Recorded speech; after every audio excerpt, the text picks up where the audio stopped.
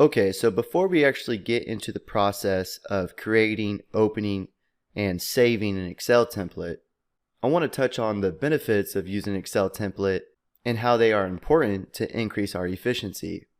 Excel templates are great for processes that are repeated often.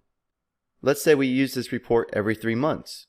Well, every 3 months, we don't want to start from scratch. So the basics of an Excel template is that it keeps all the formatting, formulas, page setup settings, everything stays the same, and we just plug in our numbers.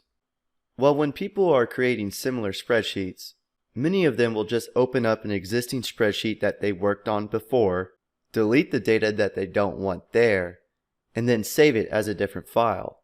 Now, at times, that process might be okay, but if you had to make tons of different changes to get your spreadsheet back to its original starting place, this process can be a little time consuming.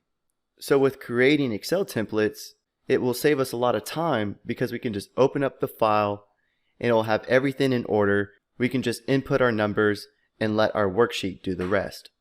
And in the next video, we will get more into the details on how to create, open, and save an Excel template.